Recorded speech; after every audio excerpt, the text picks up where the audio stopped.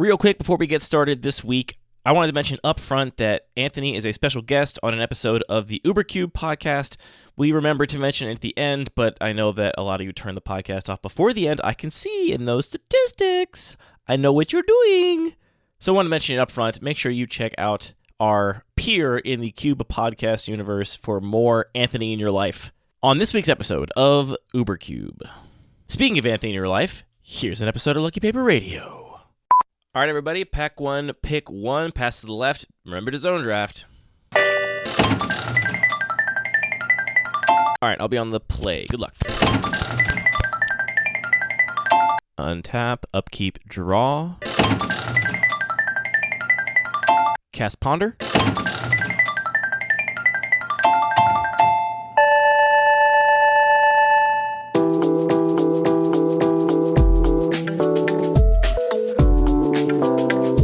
All right, let's record an episode of Lucky Paper Radio. Does that sound good? Sounds great. Let's do it. Great. Welcome to a brand new episode of Lucky Paper Radio. My name is Andy. I am here, as always, with my co-host. Anthony will refuse to cut your deck, Maddox. That is accurate. I don't love cutting decks. I don't know why. It's a thing you're supposed to do, I guess. It's just when I was growing up as a young mage, it was just I was very casual. We never did that. As a young mage, you didn't play as a kid. Yeah, well, as a young mage when I was like 24. There's a thing that happened this week. Someone from our local playgroup, who will remain unnamed, contacted me and was upset that they felt maybe they had been cheated against. Oh, no. At Cube Night. Okay. And that in and of itself is a problem, and they weren't 100% sure, and we talked about it and what to do about it. But the bigger thing is that they also said that they have been, like, gently chastised for suggesting their opponent should present their deck for a cut. Okay. Which makes me think... That makes me glad that it wasn't me.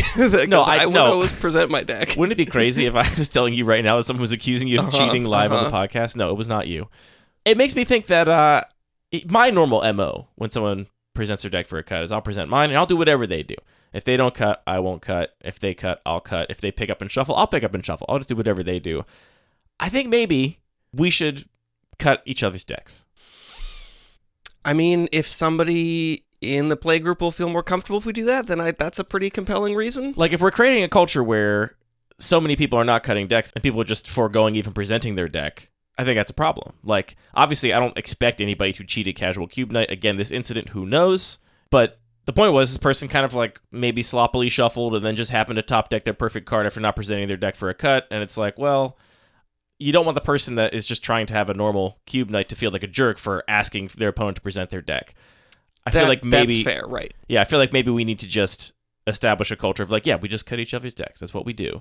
Even though, like, my normal MO is like, if you're cheating, then okay, like, whatever. Yeah, that's if you're cheating, I guess you win. I guess also there is a sliding scale between like cheating and negligence, and I mean, I feel this anxiety sometimes. Like, we were playing Parker's Cube the other day, and I think I cast a Bizarre Trade Mage, draw 2 cards, and discard 2 cards. My opponent's like, it's 3 cards, my dude. And I'm like, oh yeah, I absolutely know what this card does, and I'm sorry. Like, Does that explain why you thought Bizarre Trade Mage was better than it is? No. I do know what the card does, and it was like all part of my plan, but I was just like, I was thinking about like what the next thing is going to happen. So I'm like, I'm really glad that my opponent caught that, but it's really easy to make mistakes like that or not shuffle well. So yeah, I mean, maybe this is the kind of like, I didn't think I'd turn into a person that's going to cut everybody's decks. You didn't think you were going to become a person that loved triomes. This is how we change. To be clear, I still don't love triomes. Not yet. We just got a missive Not from the future yet. suggesting that maybe I will someday. Yeah, I don't know. I think I'm going to be more conscious about like asking to cut my opponent's deck if they don't present, and just so we have a culture of like, that's what we do here. We cut each other's decks. Because honestly, talking with this person, the thing I was most upset about is the idea that somebody was like ribbing them or like suggesting they were being super serious or sweaty for like asking for their opponent to present their deck for a cut, because that should be part of the normal like routine of playing a game where, you know, randomness matters. Yeah, that's definitely where I feel maybe the most like tiny social anxiety, when somebody else picks up and shuffles my deck and I'm just like, tap your deck, you're good. But it's fine. Like, if you want to shuffle my deck, do it. You like, that's your right. Anyway, just an interesting anecdote from, you know, growing a play group and thinking about the different ways people might or might not feel comfortable. And yeah, I don't know. I think we do a really good job cultivating a casual game night where, again, I'm not sure if this person was cheating. Who knows? It could just be negligence or something.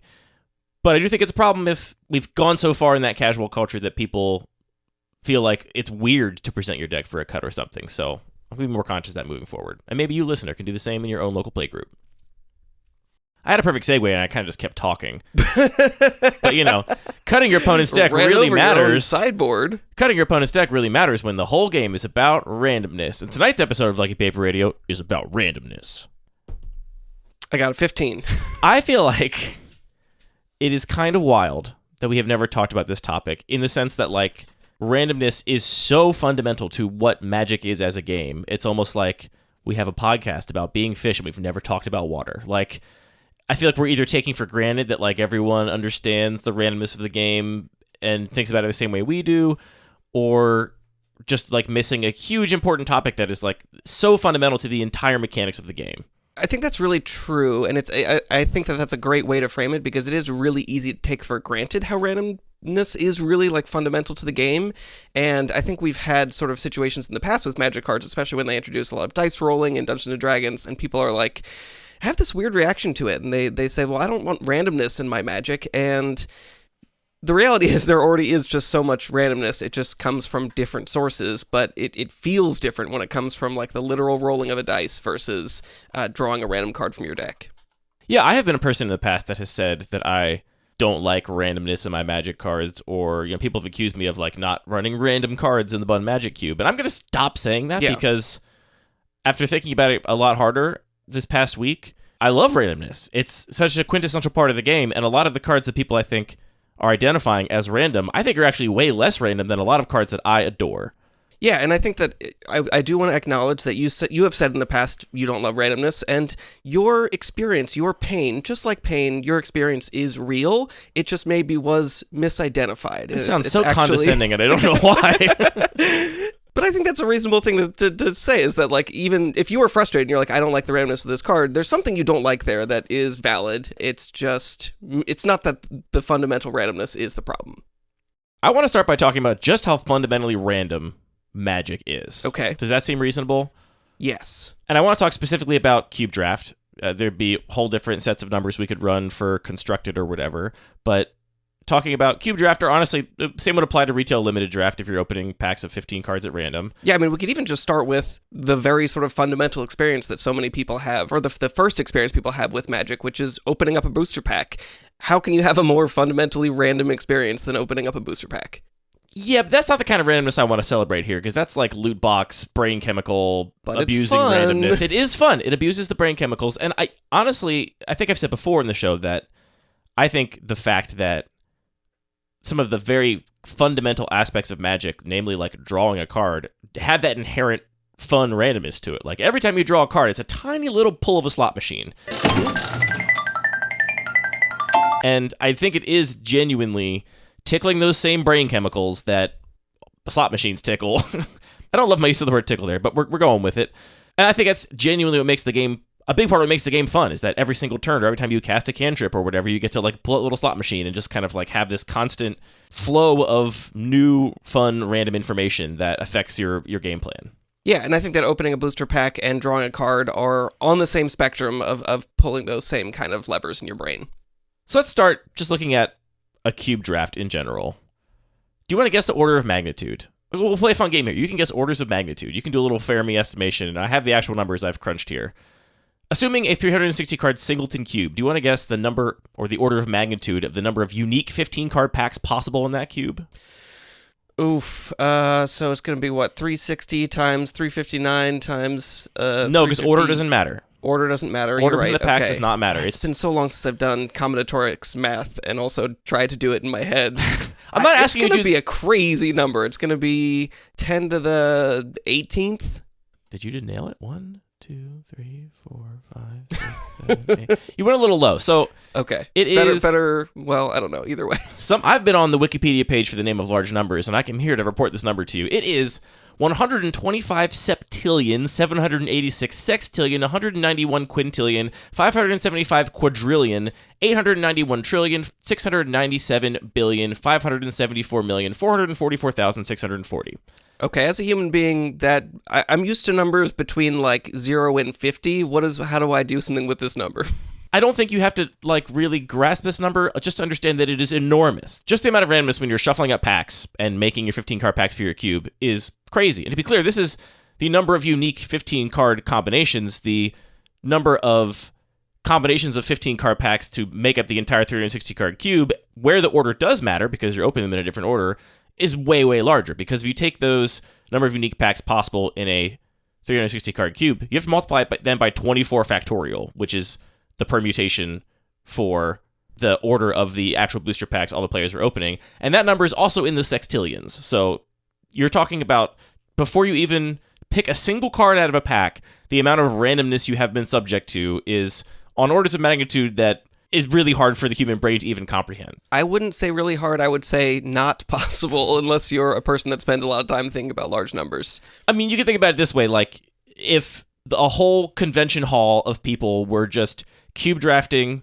every, hour on the hour for their entire lives, like, you are never going to have a cube draft that goes down the same way, where you have the same packs that you open. Like, it's just never going to happen. Okay, now we're getting back into space that I can empathize with.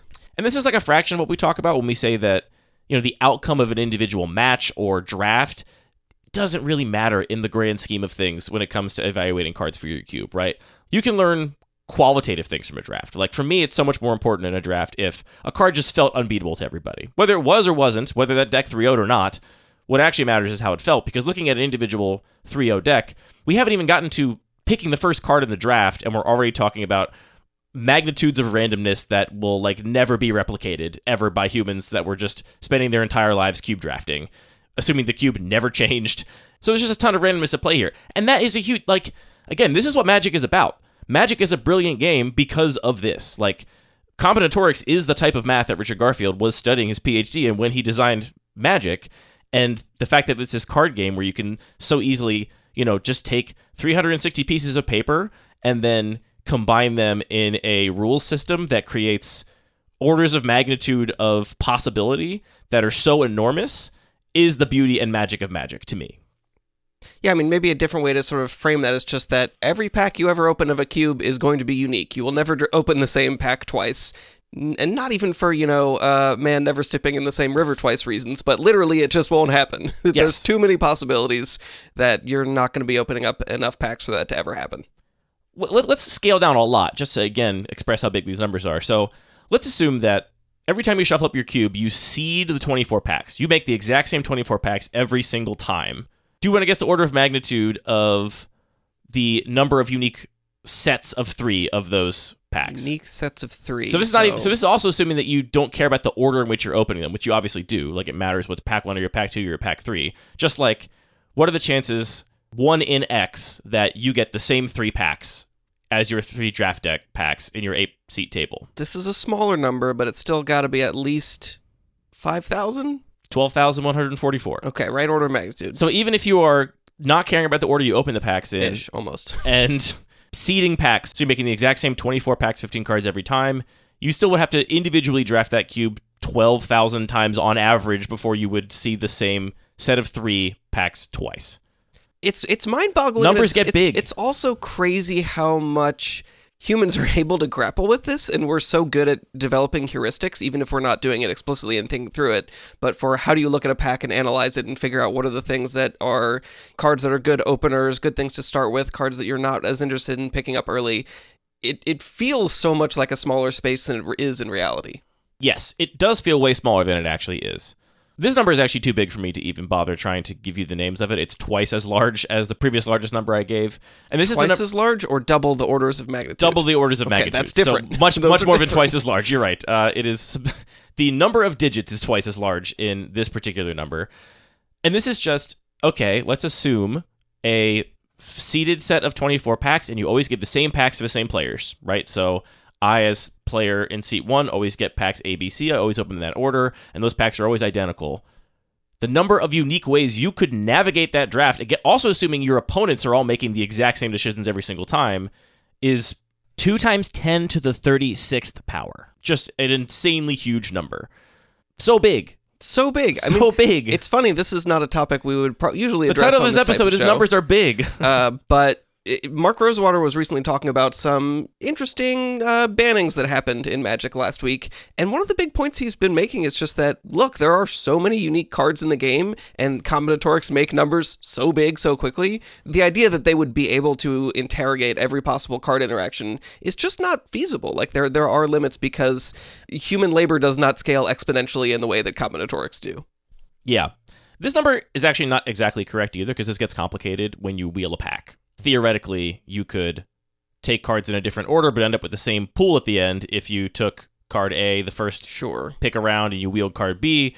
But if none of your opponents taking either cards, you could take B then A.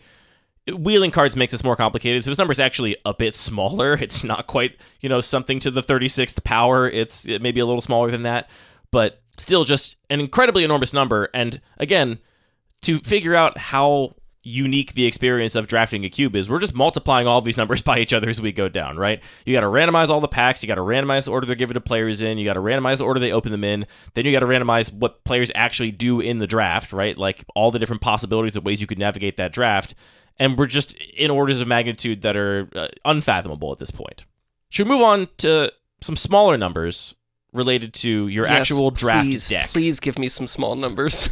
Okay, do you want to guess the order of magnitude of the number of unique opening hands of 7 cards in a 40-card deck? And for these numbers, I did presume all singleton. Okay. Most draft decks are going to have repeats of basics, so these numbers are probably a little larger than they are in reality, but just, 40-card deck, how many opening hands could there be? I feel like I've done this math before out of my own curiosity at some point. Unique hands. So first ones could be 1 of 60, and then we're going to do something 40, like that. 40-card deck. 40-card deck. I can't keep track of these numbers. It's like 18.5 million. Okay. I was getting there. I was going to be close, I promise. You were going to nail it, I swear. 18.5 million opening hands. So we've talked about how difficult mulligan decisions are. I feel like I struggle to mulligan sometimes. And one of the reasons that this stuff is so hard to discuss is that even in a 40-card deck, which is a small deck, there are 18.5 million opening hands that you have to know what to do with. That's why we have to come up with heuristics like, okay, well, no lands. Lands and spells. Great. No lands, I'm going to mulligan. All lands, I'm going to mulligan. Great. That weeds out some number of these 18.5 million opening hands, but there's just so many permutations that you have to, come up with these abstract reasonings, and that's what Magic is, right? Magic is trying to navigate this space of impossible expanding complexity, coming up with thought technology, with heuristics, with ways of thinking that allow you to proceed through that system with some logic and order. Okay, I said we were getting smaller. The next number is actually enormous. The possible orders of the remainder of your deck, so you've got, 18.5 million opening hands. God, we don't care about that. The possible orders of the rest of your deck is just 33 factorial, which is 8 undecillion, 683 decillion, 317 nonillion, 618 octillion, 811 septillion, 886 sextillion, 495 quintillion, 518 quadrillion, 194 trillion, are these figures that billion, significant, 280 million. I'm trying to make a point here by saying a lot of numbers and hoping that it's visceral for our listeners. And to figure out the possible opening states of the game, you need to multiply that number by the 18.5 million possible opening hands. Because the order of those first 7 doesn't matter. Right. So it's not 40 factorial. And we want to multiply that by all of the, what's your deck looking like. So all the stuff we did before about what the draft looked like. Right. I mean, the possible number of pools. I can do this really quickly. Hold on. And yet still, my opponent always has Thoughtseize turn 1. How is that? Explain that to me. Well, we could do the math for the number of opening hands that could contain Thoughtseize. There's going to be millions and millions of those, too. The number of possible unique draft pools in a 360-card cube, assuming singleton, is... I'm looking at this number, and I can't visually even figure out how big it is. It's too big. It's too big? Too big. Andy in the editing booth here, not missing an opportunity to say one more large number at you. This number is over 5 octodecillion, which is 10 to the 57th power. So you could just say that big number to somebody that suggests that if a cube is only 360 cards, there's not enough variance draft to draft. And again, every step along the way, we're just multiplying things. Have I said enough large numbers that people have maybe started to internalize how much Magic is just swimming through an ocean of absolute randomness? I certainly am getting that impression, so let's say yes. By means of segue, what do you think are the number of unique ponders in a 40-card deck? You cast the card Ponder. Oh, okay, I was like, well, I'm pretty sure there's probably around 33 printings of Ponder at this point. So you cast the card Ponder, you're looking at a random set of 3 But the order doesn't matter because you're going to get to put them in whatever order you want. So it doesn't matter which one's on top, which one's second on top, which one's third on top, because you get to reorder them however you please. It's like 10,000 possible unique ponders. So when I say, I don't like a random card like, I don't know, something with Cascade, where, okay, well, this card's going to cast one of 9 cards at random from my deck. It's got a 1 in 9 random chance. Ponder has a 1 in 10,000 random chance. Ponder is a random card. It's just so random. That's an interesting way to frame it, because Ponder is also this card that is giving you, the player, control and actually reducing the randomness in some senses, usually. Well, so this comes to my oft-explained perspective on randomness in Magic, which is that I think randomness in Magic is great, and what I love about it is giving players tools to navigate this sea of large numbers. And yes, having a lot of ponders in your deck is going to make each game individually more similar. Your deck is going to be more consistent. You're not going to get mana screwed as much. You're going to find your good threats more reliably. This is a known fact about cantrips with good card selection. We've talked about it before. You can read infinite articles about it.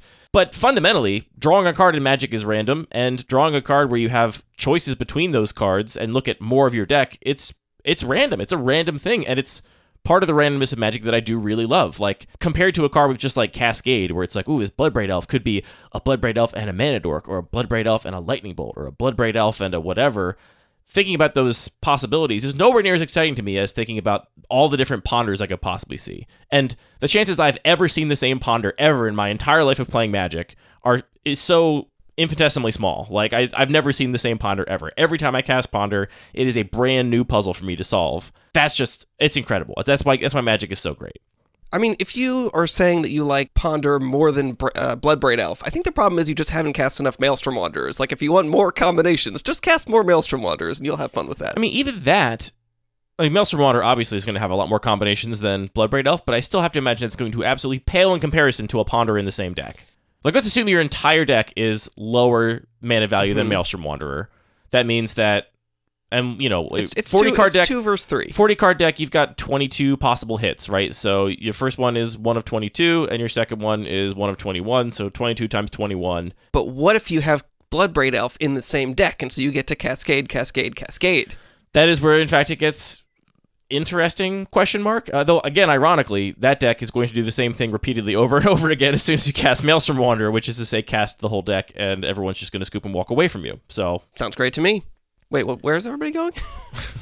I'm doing my cool thing. Why won't you stick around? Hard to say.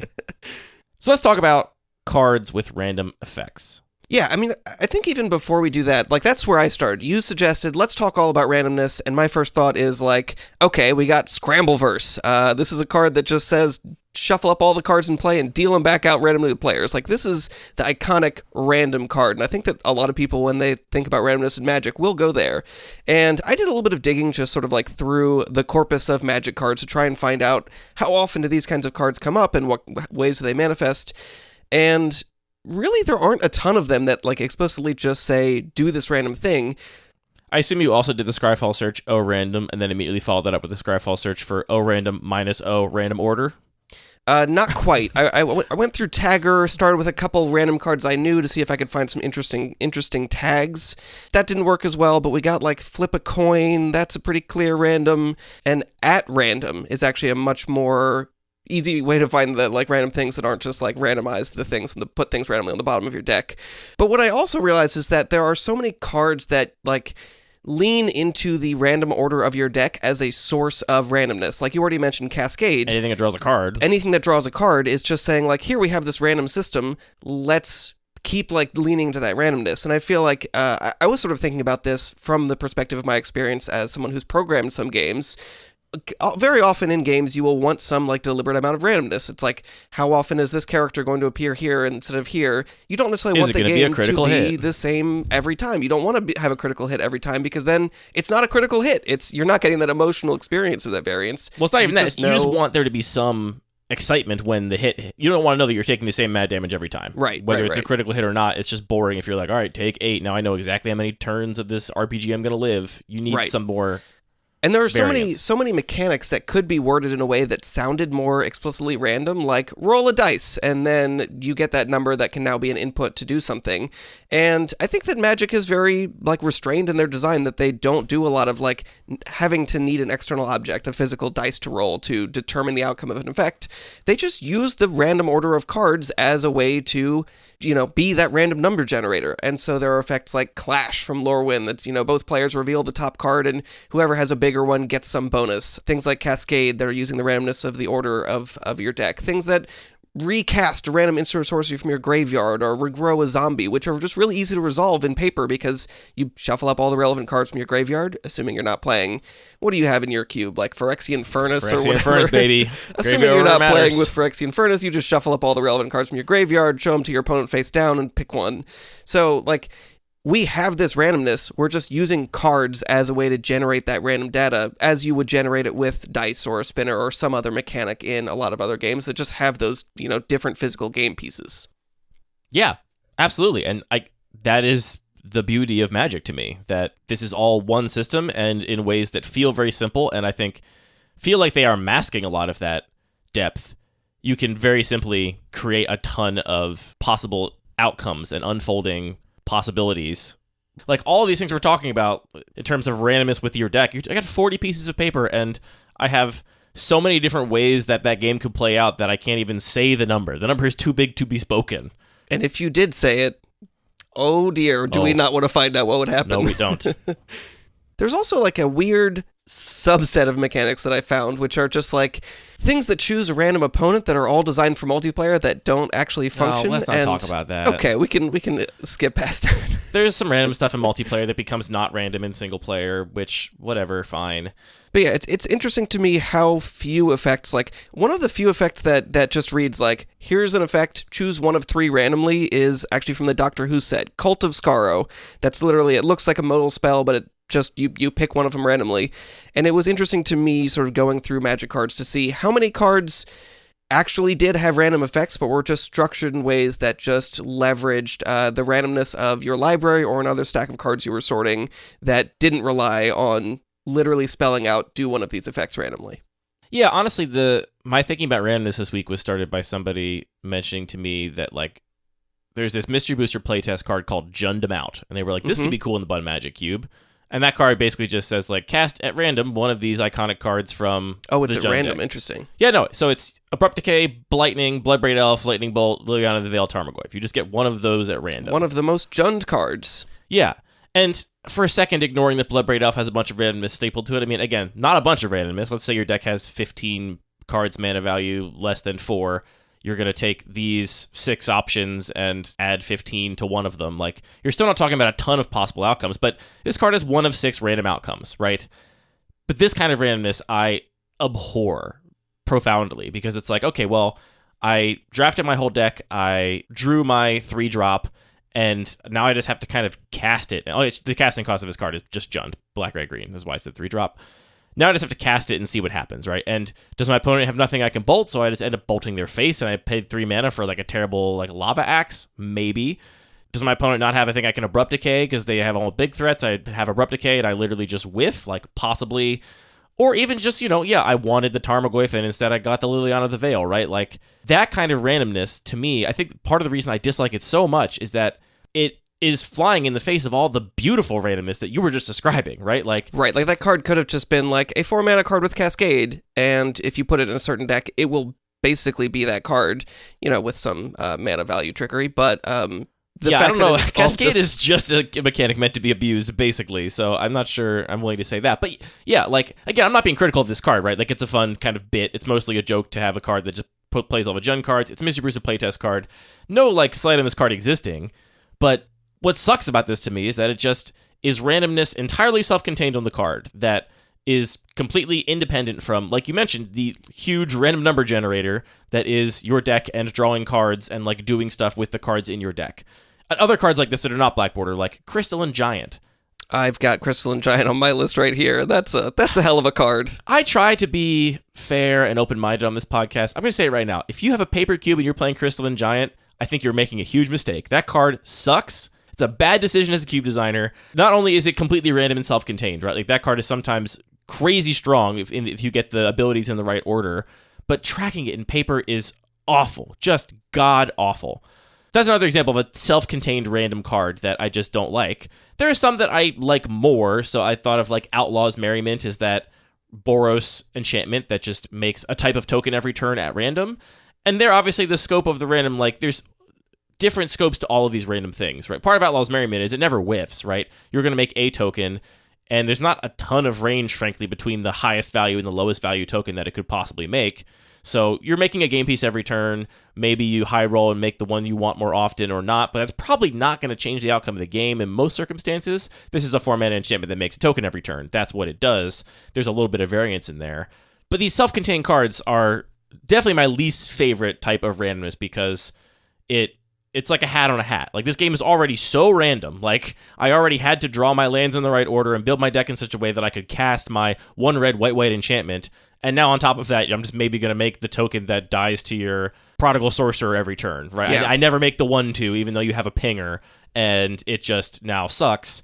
All right, I'm really glad we've discovered where randomness hurt you and where your pain lies. And I think that you're totally right. This honestly feels very similar to the discussion that we had about these kind of self-contained synergistic cards. We're required to mention Ragged Draga every episode. So Ragged Draga is this card that feels like it is its entire game plan in a single card. It tells you exactly what to do. You want these mana dorks, then you want these expensive spells, and it's going to pay you off for it. And that feels a little less fun to you and I, just like our personal taste, than having these things kind of more emerge from the way that the cards interact with each other. And this feels very similarly, where it's like you and I are not as into a card that is on its own just a random effect, but the random effects that come from combining cards together gives us a lot more agency, like opportunities to feel clever and feel like we've designed the right heuristics and feel like we've come up with a strategy and a way to mitigate the randomness that is actually what makes Magic the Gathering so fun to play. Yeah, and that's what's cool about Magic. Like, playing in that randomness is what's great about the game. These cards almost feel to me like somebody said, like, why aren't there random Magic cards? We should make cards that do random things. And, like, they just did it to, like, fill a slot that existed in, like, possible cards you could design. Why did they make Crystal and Giant? That feels more like they were like, we made keyword counters. What's the design space? Let's explore what we can do. And be like, well, what if there's a guy who's all about just keyword counters? It's honestly crazy to me that they did it in paper. Like, it'd be one thing if they did it on Arena, if it was just like an alchemy card. Like, okay, fine, I'll never look at you ever again. I don't know, you're complaining about it, but don't you have all the little keyword counters in your dice bag just in case you ever happen to draft Crystal and Giant in a cube? Luckily, people have made websites to make playing with Crystal and Giant slightly more tolerable, but it's still awful.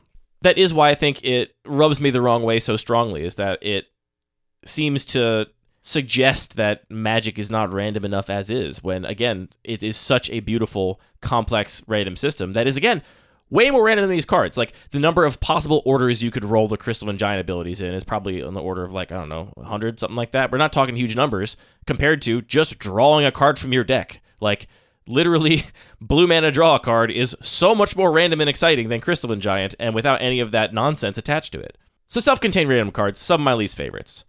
Other Black Border examples of this are coin flip cards, which there's a lot of goblins in Black Border over the history of Magic that, like, do random goblin stuff, and there's some flavor there to that.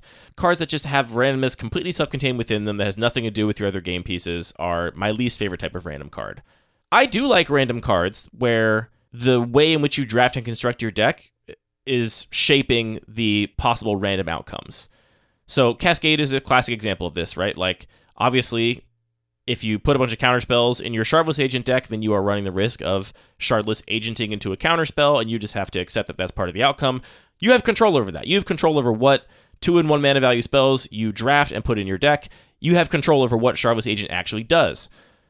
I still don't love Cascade for my personal cubes because I find that mini game of trying to specifically make those cards good is not always the most fun game for me to navigate, but these kinds of cards are the ones I like a lot more. Yeah, I mean, Cascade is such a funny mechanic in this way that, you know, if you read it on face value, it's like, oh, cool, I get this card, plus I get this other random card from my deck, like, that's really sweet. And I love playing Bloodbraid Elf in my regular cube because the optimal way to play it is just that. Like, you cannot build a good deck that will break Bloodbraid Elf, so you're just getting some random value, which is fun.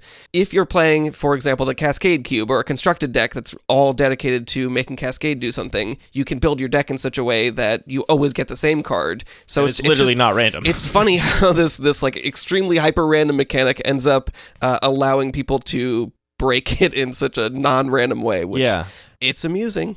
I think one of the most random and iconic constructed cards is Collected Company, which I do run in the Bun Magic Cube. I really like Collected Company. It can totally whiff. I have a whole little subset here of random cards that can whiff, like Augur of Bolus and Collected Company. But you get to construct your deck to maximize the outcomes of these cards, where you're going to reveal or look at a random subset of your deck and then get to put some subset of them in play. I think those are much more fun. I like those, and there's space in my cube and heart for cards like that because it is playing with the random system of your deck, right? It is random, but it is still random in the context of the way in which Magic the Gathering is random, in that your deck's in a random order, so the top 6 of those cards, there's going to be whatever 6 they are, and you get to use all of the heuristics and tools and thought technologies you've learned to try and make Collected Company or Augur of Bolus good in your deck. Yeah, I mean, again, it's that like mitigation of the randomness and the risk that brings a lot of the fun deck building. The other big category of random cards that I think are fun to draft and build your deck around are cards that make you discard at random. Like, Burning Inquiry for me is one of my favorite cards I've never found a place to play. It's a 1 red mana value sorcery that says each player draws 3 cards, then discards 3 cards at random. It is so cool that it is just completely symmetrical and completely random, but of course you are going to build your deck to just want cards in your graveyard, have a bunch of madness cards, so you discarding cards is just fundamentally good. Like, ideally, the best Burning Inquiry decks, and this card has been playable in Modern before, the best Burning Inquiry decks just want their entire deck in their graveyard or being discarded on the stack, right? That's where they want their cards to be. So you can build a deck where, again, this really random card ends up making your deck very consistent and very functional, but that's a deck building and drafting challenge. And this one has the fun side effect of, along the way, kind of screwing over your opponent. Like, on average, if your deck does not care about what a fun side effect. Well, it's kind of interesting that on average, if your deck does not care about your graveyard, then just drawing 3 and discarding 3 at random is just going to make your hand on average worse for your opponent, which is another interesting way to navigate that randomness. Sure, it's like you've done all the work to mitigate a certain randomness, and then you have a symmetrical effect that subjects your opponents to it. Yeah, that does sound pretty appealing. Yeah, I'm going to find a place to play that card someday, eventually. That's how I feel about Bottomless Pit. Bottomless Pit's definitely in a similar category. Yeah. Then another related set of random cards for me are randomness that you can control with your gameplay and sequencing. Maybe less so with your deck building, but with your gameplay and sequencing, you can control them. And I was trying to find examples I actually include in some cubes here. There's 2 from the Neoclassical Cube that come to mind. One is Gamble. Gamble's a 1 red mana value sorcery. It says you search your library for a card and put it into your hand. Sounds great. Then you discard a card at random and then shuffle. Discarding a card at random is devastating, but tutoring a card to your hand is great, and there's lots of ways you can make this card better in your deck. Like, you can cast it really early when you need a key card, where you're much less likely to discard it. You can top deck it late and specifically tutor up your madness card, so you are guaranteed to discard it on an empty hand. There's all kinds of ways to make this card work with your gameplay and sequencing. The other one in the Neoclassical Cube is Curse Scroll. I think people forget this card has the word random on it because the way it plays out is you almost never activate it when it's actually random, but this is a 1 mana value artifact that you can pay 3 and tap, name a card, reveal a card at random from your hand. If it's a named card, Curse Scroll deals 2 damage to target creature or player. All you have to do is get down to 1 card in hand, or, 3 of the same basic land in hand and nothing else, and Curse Scroll just deals 2 damage to something every turn.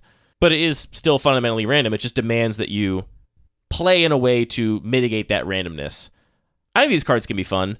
One more, it's not strictly random, but I do include in the Bun Magic Cube, but I felt is similar in this vein, is Tossiger the Golden Fang. Specifically the activated ability where you can mill over 2 cards, and then your opponent chooses a non-land card to return from your graveyard to your hand. Obviously, your opponent making a choice is not random, but this is a type of... Depending on your opponent. This is a type... against me, I might just roll the dice. This is a type of variance you have control over, though, right? Like playing other delve spells alongside Tossiger, so you can delve away the non-land cards you don't want to return to your hand to limit your opponent's options. Feels like it's in a similar space to these cards to me, and I think this space can be fun to play in.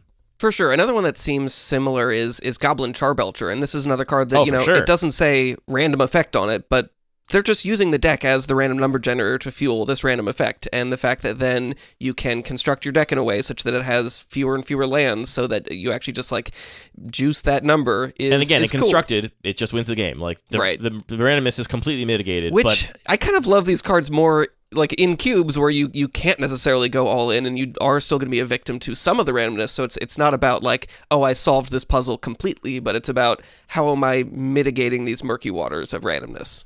The last big category of random cards I could think of here, and I'm sure there are more, but this is just me trying to wrap my head around the different types of randomness, are cards that use randomness as a means of removing agency from your opponent. This mostly comes in the form of discard, like Hymn to Turok, Hypnotic Spectre, Mind Twist. You're discarding cards at random. It just makes the effect more powerful because your opponent doesn't have a choice. And I don't love this kind of randomness. I think it's more interesting to give your opponent choices than it is to just strip them away at random. I'm sure there has been a card printed that says like your opponent sacrifices a creature at random, and I'm sure it's not very good, but in this case, discarding a card at random tends to be quite good, or at least costed in a way that it's quite powerful. And I don't love these cards. I do run Hypnotic Spectre in the Neoclassical Cube because I think it's really iconic, and there are ways you can mitigate that, obviously, by just removing the creature or whatever. You get to see it a turn coming before you're going to have to discard a card at random. But, you know, Mind Twist and Hymn to Turok are not my kinds of Magic cards.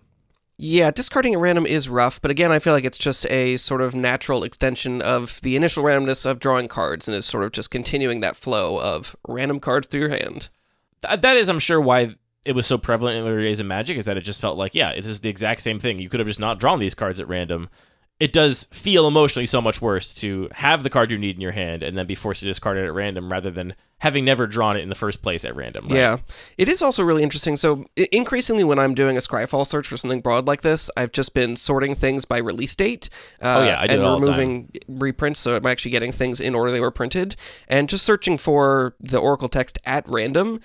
It's interesting how many like really distinct phases of using this explicit randomness has gone through. And so in the early days of Magic, there's a ton of random discard. And then for like a couple sets, there are a ton of cards that say reveal a card from your hand and at random, and you get to deal amount of damage or gain life or get some effect based on that random card in your hand, specifically like the mana cost of it. So, and then after a certain date, it is only choose an opponent at random. And then there's a big streak of those. The unsets feature prominently if you have those allowed in your Scryfall. And then, yeah, recently, I think especially with a lot of the Universes Beyond, they have gone to explore that space of sort of like explicit do one of these modes at random has popped up a lot more recently.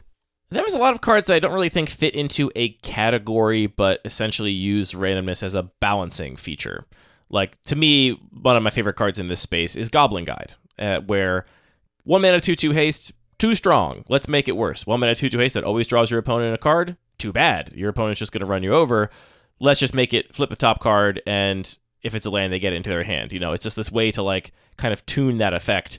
And Goblin Guide especially, like, on top of that, also having the information that's exchanged is kind of interesting. Now, knowing they have that counterspell in their hand makes a big difference. Yeah, I think that's a great way to frame it. Like, the randomness allows them to do half effects in some cases. There's cards like Ignite Memories, that classic Gabe Nassif and Pat Chapin match where the Ignite Memories just whiffed and had like a 1 in some hundreds of thousands chance of not killing Nassif, but just hit the land every time. We've mentioned before in the show, we should acknowledge again that all the exciting moments in Magic coverage are because of the randomness of the game, not because of the skill of the players. The nature of Magic is being really good at Magic is not that exciting to watch. It's just making the correct decision over and over again. I don't know. There was that one time Patrick Sullivan either did or did not tap a land at a critical moment, or his opponent tapped out. You know the one I'm talking about. That was exciting. The burn match where his opponent tapped out of sacrificing his own wasteland to destroy his own non-basic land to activate some ability on his end step, and then that was all he was skill, able to no do randomness. The Fire Blast and the Price of Progress in response. Aside from that, it feels bad all for randomness. that opponent. It's gotta feel so bad to watch that back and be like, oh, I couldn't lose if I never tapped out of my wasteland, and then I just did. Anyway, that's the range of randomness I think kind of printed on cards. Again, like the biggest chunk of these by far that we just kind of hand waved at are just any cards that do anything with the top of your deck. Any card that draws a card, any card that scries one, like your deck is a massive random number generator, and anything that interacts with it is just fundamentally random, right? I was thinking about the Ponder example, and it's like, if I pack one, pick one Ponder in a draft, I literally have no idea what that card's going to do in some sense. I have no idea what I'm going to see with that Ponder when I take it pack one, pick one. It's a complete unknown. Am I going to be playing blue-red, blue-green, blue-black, 5 colors? What cards could I possibly see? It could be literally anything.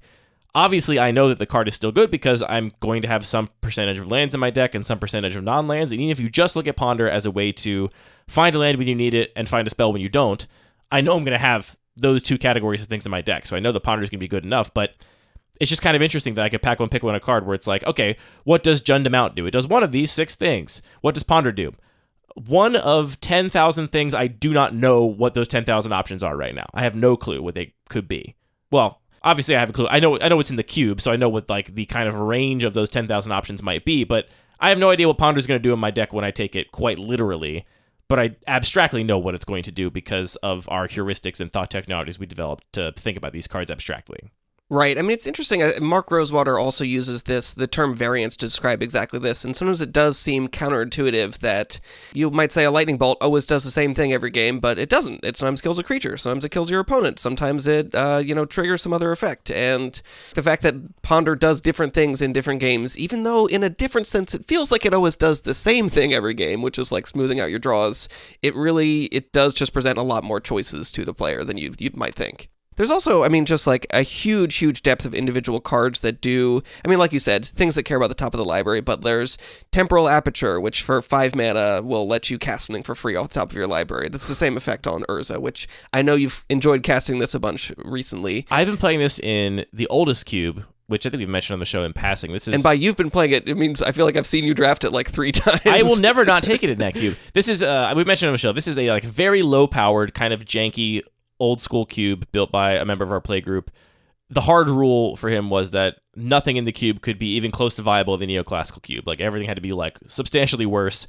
And so far the cube has been dominated by flyers. Flying's just broken. If you have flying, you like tend to win a lot of games, or any source of card advantage, right? The really clunky tomes that would cost like 8 mana to draw your first card that can draw a card every turn for 4 mana proved to be like broken. And I think Temporal Aperture is just way better, right? It's only 7 mana to draw your first card, and you also get to, as an upside, play it for free, right? Like, it's just a card advantage engine, and in an environment slow enough for Temporal Aperture to be a reasonable card advantage engine, I think it is so cool. For sure. I mean, or there's just like a bunch of cool, weird enchantments, like Shifting Shadow is something that I always want to make work, which basically, like, you enchant a creature, and then every turn it becomes the next random creature from your deck, and I don't know, that seems like fun to me. Volatile Chimera is one of my favorite conspiracy cards that I've... Really? I mean... I feel like you've wrinkled your nose at it when I've suggested putting it in a cube before. This card just is a red 3-drop that, is it every turn it just becomes one of 3 cards from your sideboard at random? No, you pay 3 mana. I've got it somewhere on my list here. You pay 2 mana to have it become, at random, one of 3 cards you've chosen from your sideboard. Yeah, so it's kind of like an Arcane Savant, but instead of choosing just one card that happens every time, you have to choose 3. You have to choose 3 cards you drafted and say... Volatile Chimera is going to become one of these 3 cards. So I think it's a kind of interesting... I've played it in other cubes, and I think it's like a really cool D-tier cheat creature. Right, you turn it into an Elesh Norn, but it's not as good to turn it into something that has most of its value on an ETB effect. It's also just not efficient. Like, if you have a cube where you can just Entomb Reanimate, then this is pretty slow. But if you have a cube where you are doing like cheap big thing into play strategies at a like lower power level... I think it is one of the cooler conspiracies because it forces you to draft 3 good targets and they can't be in your deck. And so it's interesting that like it doesn't actually go in a cheat deck, but I think it only belongs in a cube where other decks are also capable of cheating a thing into play. But you want to put it in just like your red aggro deck or something because you don't want to also have a use for the 7, 8, and 9 mana creatures you drafted because you want to put them all on the sideboard anyway. It's just a kind of interesting card. I do feel like we also have to mention Grip of Chaos. Like, this is another one of the very few cards, actually, that are kind of in that Scramble-verse territory. It's a 6-mana enchantment. Whenever a spell or ability is put onto the stack, reselect its targets at random. Awful. That's a hell of a card. But, I mean, again, maybe there's a strategy that allows you to mitigate that downside. I mean, they probably deliberately cost it at 6 mana so that this is not a thing that's going to appear in a lot of constructed formats, but it also has a really sweet illustration, so... That card only appears in one constructed format, and it's Commander, and it's only when you have that one player that thinks it's so cool to just do things chaotically. Every play group has at least one player that goes through a phase where they're like, you know what's fun is if I was just a chaos muppet, and then you do that like 3 or 4 times, and you're like, actually, that sucks the most. Knowledge pool, and whatever silly thing goes with knowledge pool that makes everything ridiculous. I think I might have used this analogy on the show years and years ago, but I've explained to people that have showed up to Commander Night with their random deck and who think it's really fun. I'm like, yeah, it's like we all showed up for a car race and you just started driving backwards and like throwing oil slicks out and not even trying to win. That's actually not fun is the thing.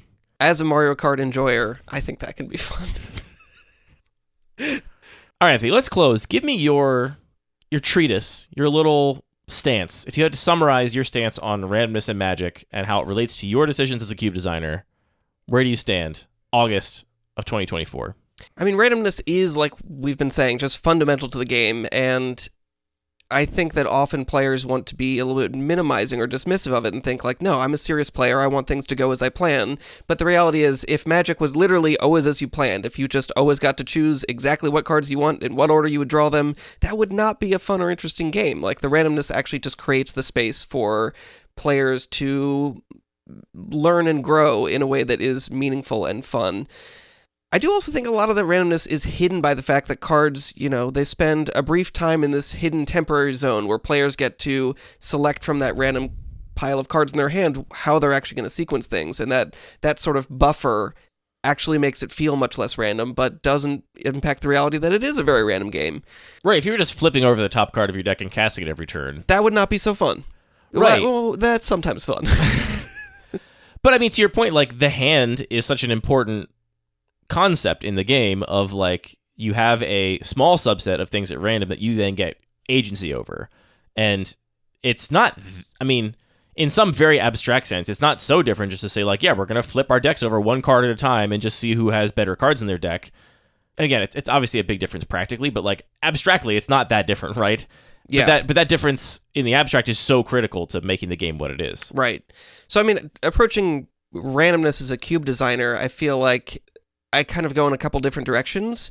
One is that I do really enjoy, going back to the same example, playing Bloodbraid Elf kind of as intended, in quotes, where it actually is that random effect, because I think that's a really exciting, fun moment. And it's fun to sort of build your deck in a way that you're imagining the possibilities. Wow, so exciting and fun. I Bloodbraid Elf into Legolas, and you lose now. I love that for you. That's so much fun. I do think it's cool. And we haven't even mentioned that I think all of these cards that are random within the scope of your deck also scale beautifully to different cube environments. That's true. That's a great point. Like Bloodbraid Elf is certainly viable in some of the more powerful Eternal cubes if that's the kind of deck you want to support, because you're going to hit Lelia or Fable the Mirror Breaker or whatever.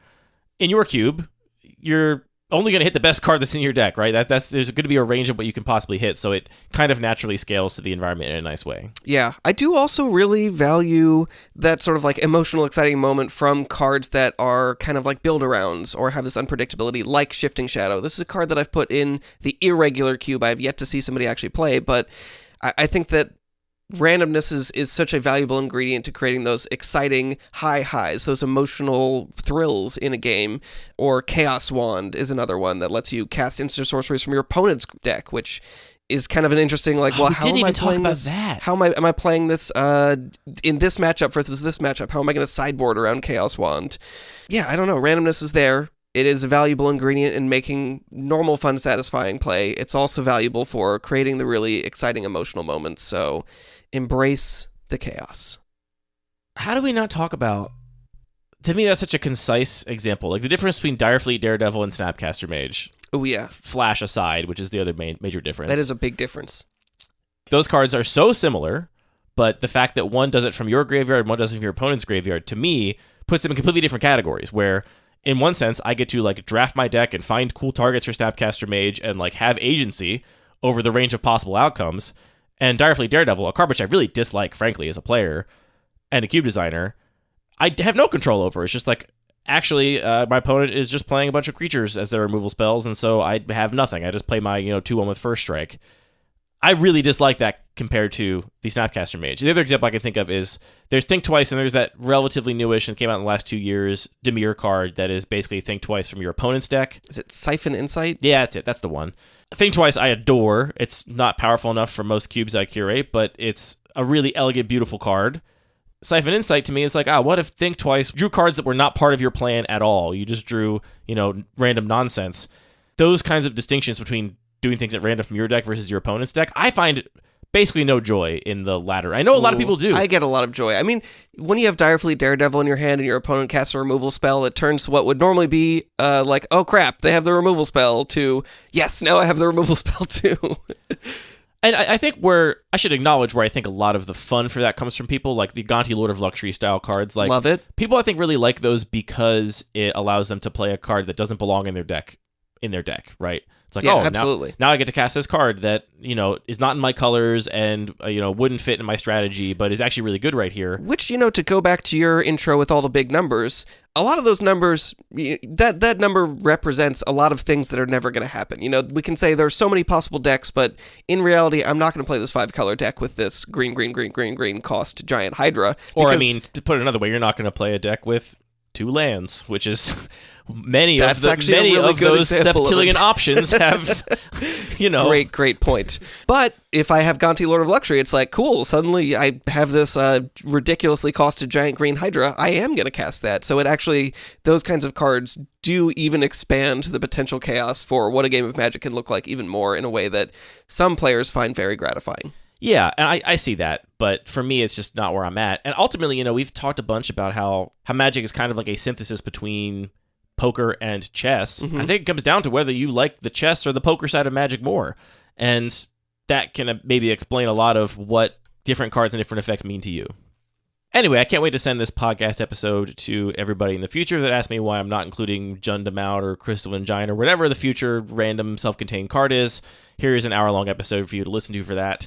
And I'm also going for people to argue in the comments about how Ponder is not actually random, and me saying that it's a random outcome is misleading. Really good engagement bait. Great job with that one. Misleading and disingenuous. I genuinely mean it. It's a random card, and that's why I love it. Do you have a favorite moment that you remember from a game where randomness really, really shined in an exciting way? I mean, yes. It's every time time you cast Ponder. No, so I was probably maybe somewhere between 4 and 8 times where I have drafted a deck with a bunch of cantrips in it, and in a pinch, dug super hard looking for one of very few outs and found it at the last possible moment. And there is nothing more satisfying in Magic to me. I also can think of a particular example of watching Jay play on coverage at the Legacy Pit in the finals, where it was like a masterclass in, Jay was dead to rights, had 1 out in his deck. I think it was a copy of Fire Blast, and just watching him take advantage of every little edge, right? I'm going to look at these cards with this cantrip, then I'm going to shuffle if I don't find it. Then I'm going to, just use every little piece of card to his advantage. And it came down to just randomly drawing a card off the top of his deck with his last mana, and it was the Fire Blast. Okay, last little editor's delight for this whole episode. I did chase down this clip with Jay's help from the Legacy Pit Open. I'll put a link in the show notes to the timestamp roughly around when this happens. It was 2 years ago, so I got some of the details wrong. Jay was digging for a copy of Lightning Bolt to win, was in fact dead on board, and the full sequence of plays on Jay's last turn was to play a Dragon's Rage Channeler just for Surveils, cast a Ponder, Surveil 1, look at 3 with the Ponder, no Bolt, shuffle, draw, still not Lightning Bolt, then to cast a second Ponder, resolve the Surveil, then daze his own Ponder, pay for the daze just for 1 extra Surveil. That Ponder still whiffs, shuffle, flip the top card off the top with exactly 1 mana left, and it is, in fact, Lightning Bolt. I'll drop a little audio here for you because it was a true delight. And, we have to shuffle. Oh, all right. This is the final draw. Okay, all right. You know what? I'm not the biggest Delver fan in the world, but now, Jay, you've worked hard for this Lightning Bolt, and I believe in you. Can we get the believers in the chat to say something right now? Type 1 if you believe that Delver's going to get it right now. I got to see it right now. Also, if you haven't already hit the follow button. I contributed, yeah. Oh, you did? Nice. Okay. Well, I see whose side you're on. I just like a good old slam it. Now, I hope Jay just slams it on the table. Just break the table. There? Yeah! Oh, my God! Oh, my God! Wow! That is... I love Magic the Gathering. Holy moly, that was insane! And it's you could say that's luck, but you have to be so skilled and strategic to put yourself in the situation to maximize that luck. And that's what's so fun about Magic to me. I do remember specific times where it's I have to find that Swords of Plowshares, and I have these 2.5 cantrips to do it, and a fetch land to shuffle, and I'm going to like be trying to see as much of his deck as I can, and I get there with exactly the 1 white mana left, and it just, there's no better feeling. And that is because of randomness, right? Like, if drawing a card was not random, if I knew all I have to do is draw 3 cards, I'm guaranteed to find my Swords to Plowshares in those 3 cards because it's not random, that would be not satisfying at all. I would just I could draw 3 cards or I couldn't. There would be no trying to ride the ocean, ride the waves of that randomness. In terms of other things, like if it had been a fun time where like I rolled the best thing, Crystalline Giant, no, I don't have any fond memories of any randomness like that whatsoever. You want Hexproof first. That's the important thing. Probably, yeah.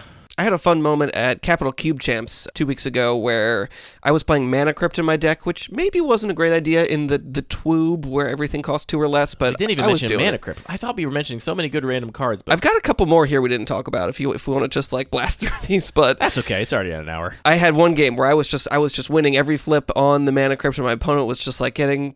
I mean, they were very polite in keeping it together, but like we both knew that this was not reasonable, and I was just like taking over this game. And then the next game, did you present your dice for a cut? I should have. Honestly, no. You know, I'm now that you're talking about that, like I used my CubeCon coin, and I don't know if that's maybe the most fair coin, but game 3, then I just got absolutely punished by it and lost every single flip, and they were like. Good thing in the end it worked out. It's just like sometimes min-maxing your flips on your Mana Crypt is not the best choice. And that, friends, is a new record for repeating a story on the podcast. I only did it? 2 weeks apart. It's fine. I did. You're right. You're it's right. Totally fine. Oh, well. That's what they deserve, little piggies. You want to talk about Counterbalance or Tybalt's Trickery or Chaos Orb? No. The deck of many things? How about Last One Standing? No, it's good, but thank you for naming all these cards very specifically at the end. So while I'm editing it, I'm just like, oh, I'm wrapping up. I'm almost done. And then I have to speed type all these cards Urza's down. Bauble? Stop it! Mishra's Bauble and Urza's Bauble are so sick. Oh, God, I love Magic. The randomness is so good. But again, I prefer Mishra's Bauble dramatically to Urza's Bauble. Like, one random card from your hand, okay, sure, maybe that's useful. Me getting another top card of my deck, so helpful. Love it. On that bombshell, that's the end of this episode of Lucky Paper Radio. If we messed up any of the rules text on these cards, that was on purpose, just to bait engagement, and we gotcha! All of our music is produced by DJ James Nasty. All the Magic cards are produced by Wizards of the Coast. This podcast is produced by thinking really hard about randomness and then speaking to microphones about it. Anthony, thank you for the gift of friendship and the gift of Cube. Thank you, Andy, for talking about all these Magic cards with me. I'm also going to be, if you want to hear even more of me, on Ubercube this week. So I'm sure a lot of our listeners are already familiar with them if they're not regular listeners.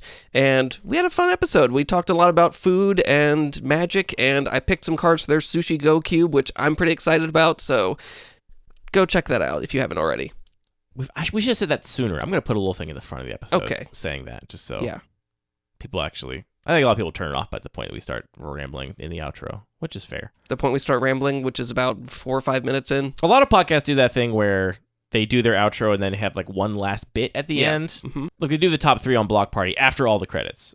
Maybe we need to do a bit after all the credits. That way people have to listen to it. Their guest just gives them a category of top 3 things, and they each give their top 3 from that category. It's typical podcast bit nonsense. Sure. If you have an idea for a little bit we can do after the outro so people listen to everything we have to say, comment below. We could do a kitchen table corner. Did you cook anything good this week? Everyone's just going to say, bring back Pack One Pick Ones, which is what we oops. should do. But it's too hard.